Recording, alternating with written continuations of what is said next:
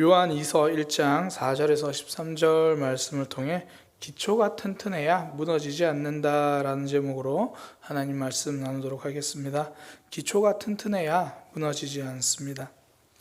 비바람을 견딘 나무는 뿌리가 깊게 내립니다. 하우스에서 자란 나물은 야생에서 자란 나물의 향을 따라가지 못합니다. 그러니까 내리는 비와 몰아치는 바람, 당시에는 없어져야 할 기도 제목이잖아요, 우리에게.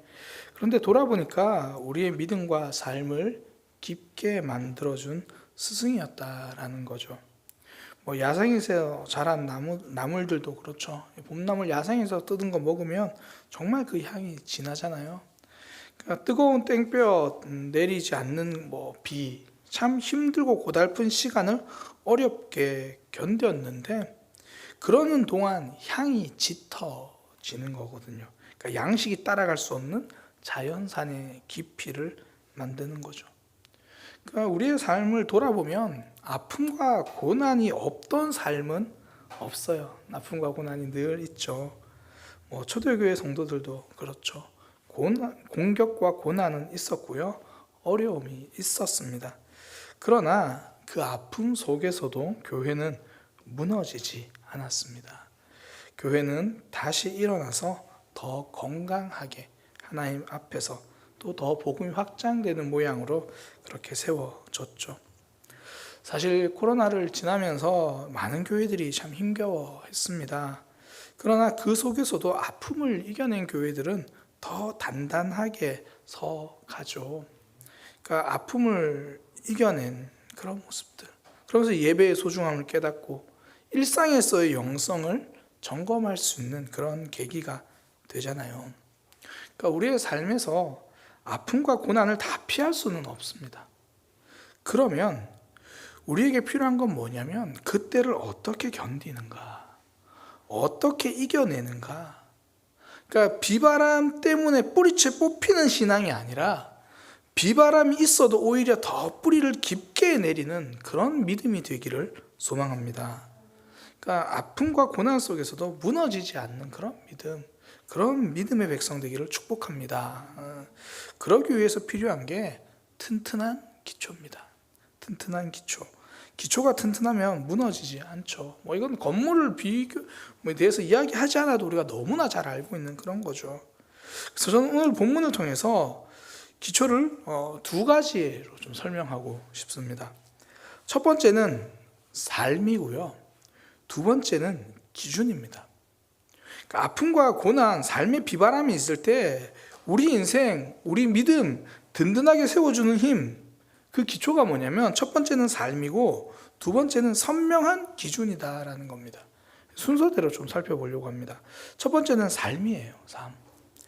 요한이 이제 교회에다 편지를 쓰면서 하는 말이 뭐냐면 하나님의 말씀대로, 하나님의 말씀을 받은 대로 그 계명대로 진리를 행하는 모습을 기뻐한다, 그렇게 이야기하죠. 그러니까 말씀대로 행하는 삶을 기뻐한다. 이론이 아니라 삶이라는 거예요. 그러면서 그 계명이 뭐냐? 사랑이다, 그렇게 이야기를 해요. 사랑이 말씀을 따라 행하는 것, 또 말씀이란 바로 사랑이다, 두 가지를 같이 이야기를 합니다. 한마디로 신앙생활 잘 하는 거, 그게 바로 사랑하며 사는 것. 그거 처음부터 우리가 들었던 바로 그 말씀이지 않냐? 우리 신앙의 가장 기본이지 않냐? 그렇게 이야기를 합니다. 그런데요, 6절까지 그렇게 이야기하고 7절에 딱 넘어가면서 갑자기 이런 얘기를 해요. 7절에서 미혹하는 자가 세상에 많이 나왔나니 예수 그리스도께서 육체로 오시는 것을 부인하는 자들이다. 이들은 적그리스도다, 적그리스도, 한마디로 말하면 사단의 하수인이다, 이렇게 이해하면 되겠죠. 그러니까 사랑을 이야기하다가 갑자기 적그리스도에 대한 이야기를 해요. 근데 이게 별개의 이야기가 아니에요. 우리말 성경에는 빠져 있는데 그 7절 앞에요, 왜냐하면이라는 단어가 헬라어에는 들어있어요. 이게 헬라어 호티, 왜냐하면, 그러니까 사랑을 해야 합니다. 왜냐하면 예수 그리스도께서 육체로 오시는 것을 부인하며 그렇게 하는 자들이 있기 때문입니다. 이렇게 말하는 거예요. 사랑이 정말 중요합니다. 왜냐하면 지금 세상에 예수님이 육체로 오신 것을 부인하는 사단의 하수인들이 너무 많기 때문입니다. 지금부터 제가 교회의 역사와 신학에 대해서 좀 짧게 설명을 좀 하려고 하는데요. 이 부분에서 필요하기 때문에요. 예수님은 이 마리아의 몸으로 직접 이 땅에 오셨잖아요. 그러니까 예수님은 사람으로 태어나셨습니다. 하나님이시지만 사람으로 태어나셨어요. 그런데 초대교회 당시에 영지주의라는 이단이 있었는데, 이들은 예수님이 사람의 몸으로 태어나신 것을 부인해요. 몸으로 태어난 게 아니다라고 주장을 해요. 이게 예수님과 그들의 주장이 이렇습니다. 예수님은 육체로 있었던 게 아니라 영혼 상태로 우리에게, 그 영혼이 우리에게 보여진 거다, 이렇게 주장을 합니다. 이 영주주의가 왜 이렇게 주장하는지를 알아야 돼요. 이 영주주의에서 주장하는 가장 큰 주장이 뭐냐면 육체는 악하다라는 거예요. 육체는 악하고 영만 깨끗하고 좋은 거다. 그러니까 육신은 불완전하잖아요. 사실 육신은 불완전하고 아프죠. 연약하죠. 뭐 예를 들어 배고픔, 뭐 성욕, 뭐 다 육신의 필요를 채우기 위해서 죄가 가득하다. 그러니 그들의 생각에는 육체는 악하다라는 거예요. 육체는 불완전하고 악하다. 그러니까 예수님이 그런 육체로 오셨겠느냐, 이런 말이에요. 그러니까 쉽게 말해서 예수님이 식사하고 화장실 가고 이런 몸을 가졌을 리가 없다, 이렇게 주장하는 거예요.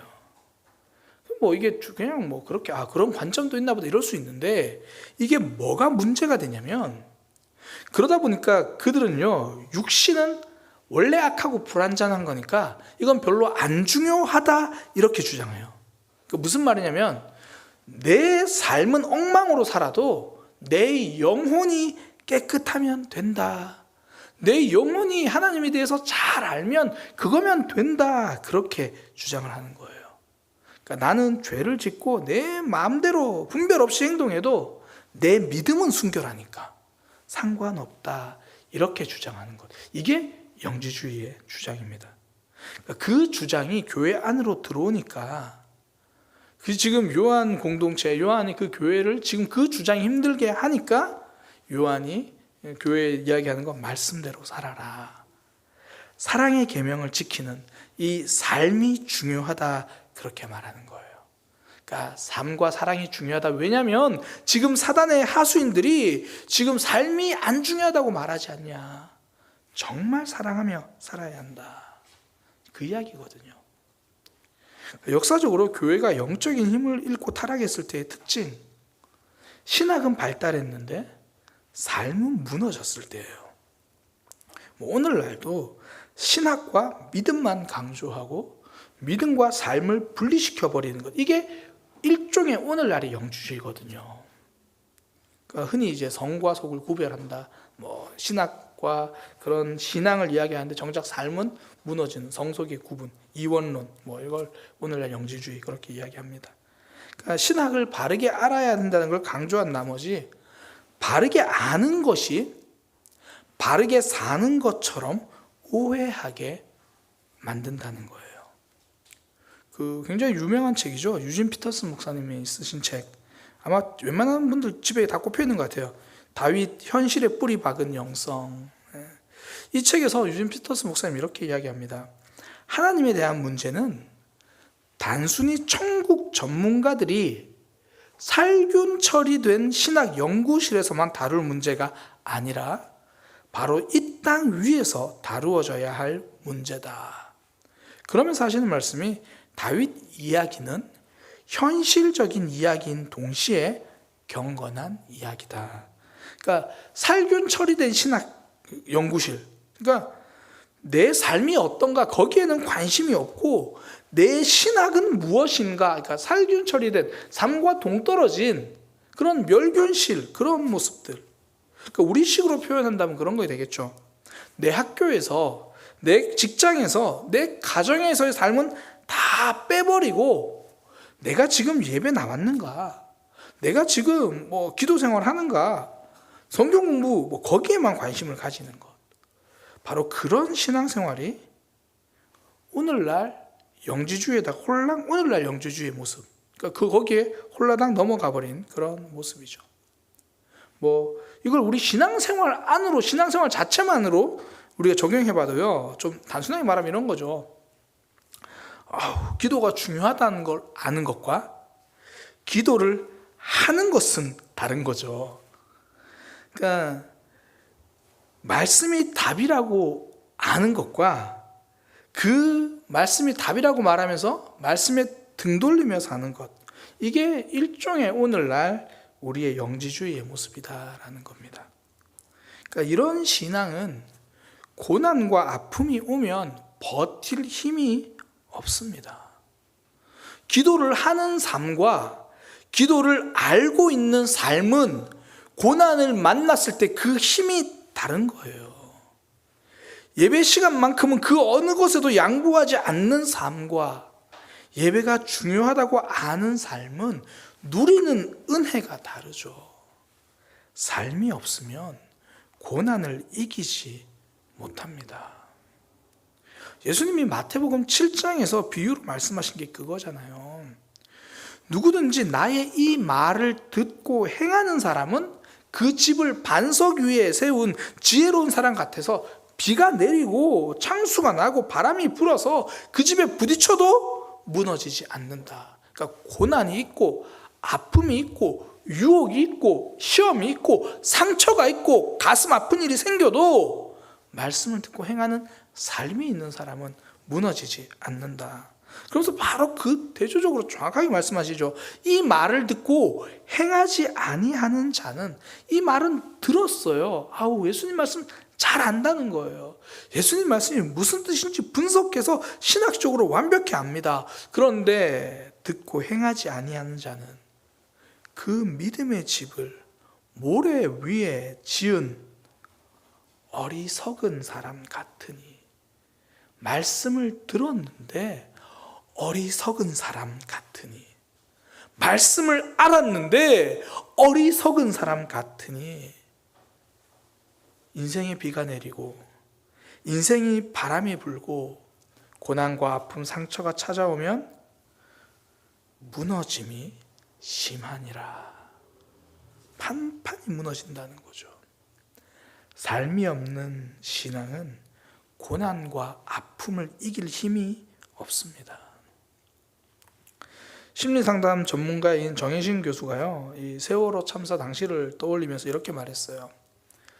정작 피해 학생들의 가족들 있잖아요. 그 가족들에게 힘이 되어준 사람들은 심리치유 전문가들이 아니라 일반 봉사자들이었다. 그러니까 그들은 내가 할 수 있는 게 아무것도 없다면서 그냥 피해자들을 위해서 음식 만들고 설거지하고 청소하고 그러면서 그냥 유족들 옆에서 같이 울었대요. 그런데 그들의 이런 마음과 태도가 피해자들에게 실질적인 도움이 된다는 거죠. 이론이 아니라 곁에 있어주는 실질적인 삶이 결정적인 힘이라는 거예요. 그러면서 정혜신 교수는 자원봉사 활동가들 이제 몇몇의 사람들의 사례를 이야기를 하더라고요. 이야기하는 게 그 사람들은 마음을 치료해주면서도 본인들이 왜 상대방을 치료해주고 있는지도 모른다는 거예요. 그 이유를 물어보면 이론적으로 아무런 설명을 못한다니까 이론은 모르는 거예요. 이론은 모르는데 그들을 살려내고 있다는 거예요.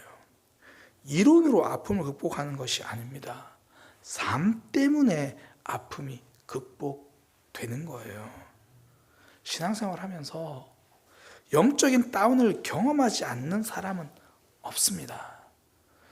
누구나 한 번쯤은 영적인 다운을 경험합니다. 한 달에 한 번쯤은, 아니면 일주일에 한 번쯤은 누구나 다운을 경험합니다. 누구나 바닥을 파죠. 그때 빨리 극복하는 사람들의 특징이 뭐냐면 사랑의 현장에 있는 사람들이에요. 믿음의 현장에 있는 사람들이에요. 교사를 하고 있는 사람들, 혹은 내가 지금 누군가를 위해서 기도하고 있는 사람들, 내가 누군가를 위해서 신앙의 본이 되어야 된다고 정말 힘들지만 이 악물고 지금 내 신앙은 너덜너덜해져 있어도 그 영혼 때문이라도 일어서고 버티려고 하는 그런 모습, 그 사랑 때문에, 그 사랑의 삶 때문에 내가 힘을 내는 거예요.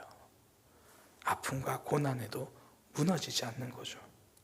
너무나 유명한 섹스피어의 이야기, 여자는 약하지만 어머니는 강하다. 사랑하는 삶이 있으니까요. 사랑하는 삶이 신앙생활의 기초예요. 그것을 오늘 본문의 표현대로 새로운 계명도 아니다라고 이야기하죠. 가장 기본적인 신앙생활이다. 기초 그 자체다.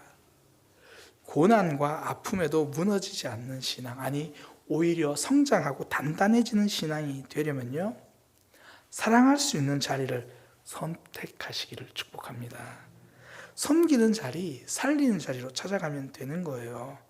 우리 신앙생활로 말한다면 기도의 힘을 아는 대신 기도하는 사람.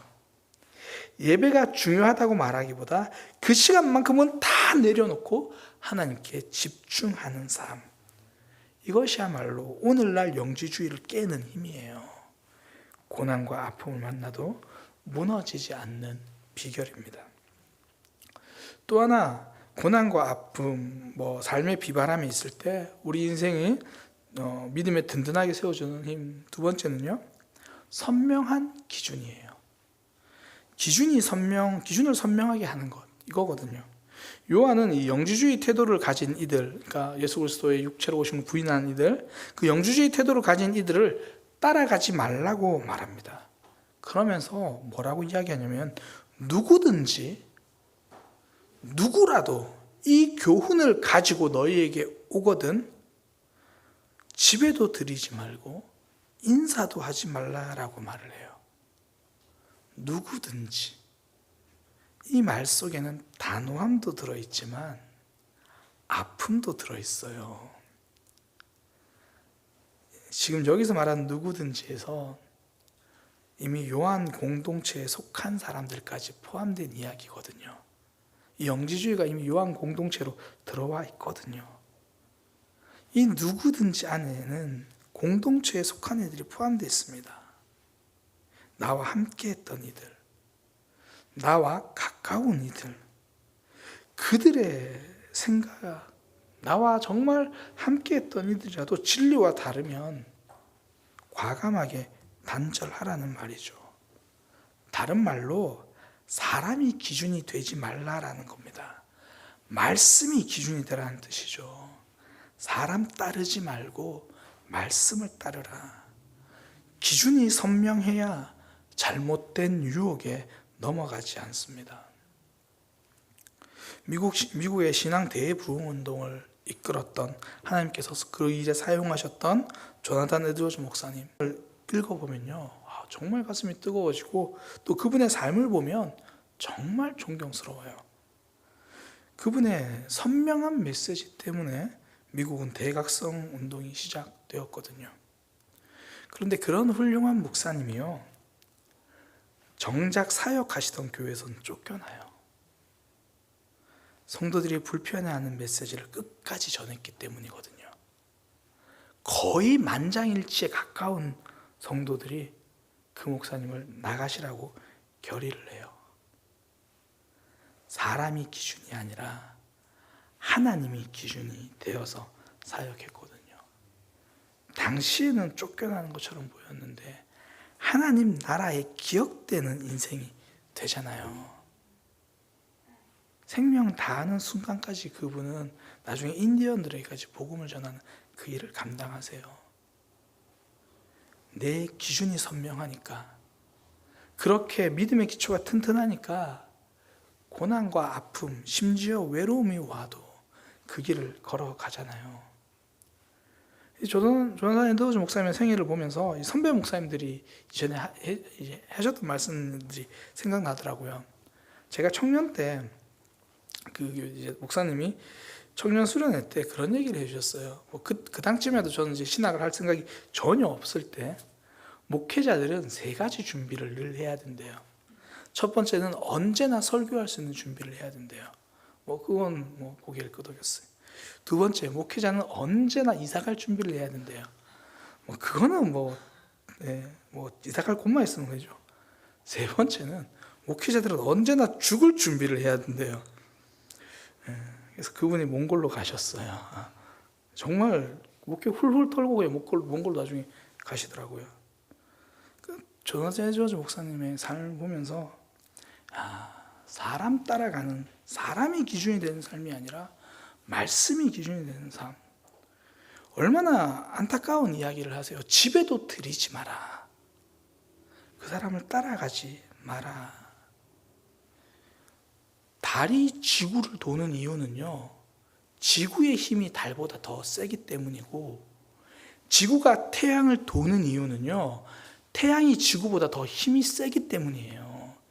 힘이 더 센 쪽을 따라가게 돼 있습니다.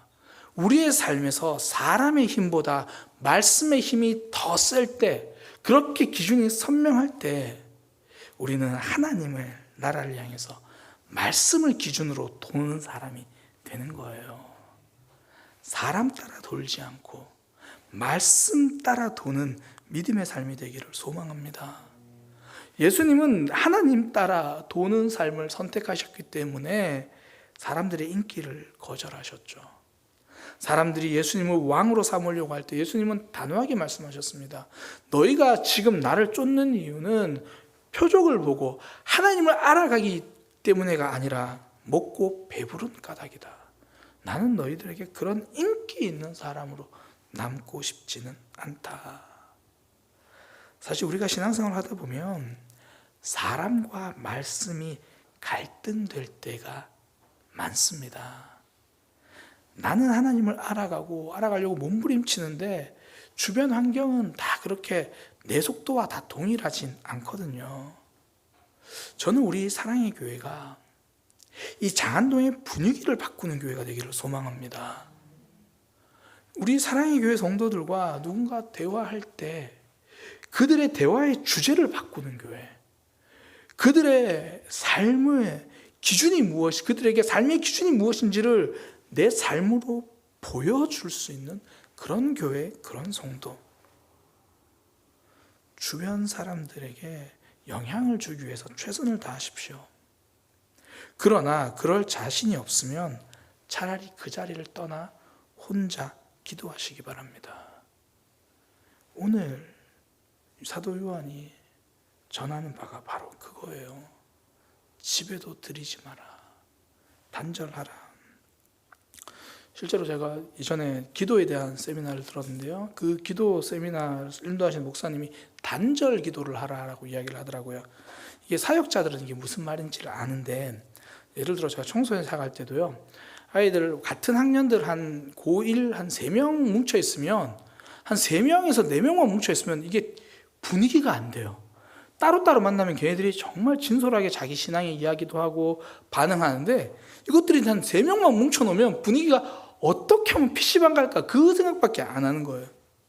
그때 사역자라서 항상 드는 마음이, 하나님 쟤네들의 관계는 좀 깨지게 해주세요. 단절 기도예요. 차라리 저들의 관계가 단절되고 하나님과 더 깊어지게 해주세요. 그래서 보통 이제 조편성하거나 반편성할 때 걔네들 꼭 흩어나요. 흩어나요. 그 관계가 함께해서 시너지가 나면 좋지만 함께해서 같이 망하면 안 되잖아요. 변화시키기 위해서 최선을 다하시기 바랍니다. 그럴 자신이 없으면 차라리 혼자서 기도하시기 바랍니다. 사람 따라가는 삶이 아니라 말씀 따라가는 선명한 기준을 가지고 살 때 고난과 아픔이 있어도 무너지지 않습니다. 우리가 왜 쉽게 상처에 무너지고 아픔에 무너집니까? 말씀이 기준되기보다 사람이 기준되기 때문이거든요. 선명한 기준을 가지고 살아가면 무너지지 않는 믿음의 삶 되는 거죠. 말씀을 정리하겠습니다. 요한은 교회에다가 먼저 우리가 들었던 그 사랑의 말씀 기억하라. 영지주의 삶을 무시하는 그런 거 말고 정말 가장 기초되는 사랑을 하라 이야기를 합니다. 그리고 그런 삶을 위해서 때로는 사랑과는 단절하고 하나님이 기뻐하시는 그 길을 걸어가라고 이야기를 하죠. 이것이 우리가 붙들어야 될 두 가지 기초입니다. 첫 번째는 삶이고요, 두 번째는 선명한 기준입니다. 이 기초를 튼튼히 해서 무너지지 않는 믿음의 삶 되시기를 축복합니다. 기도하겠습니다.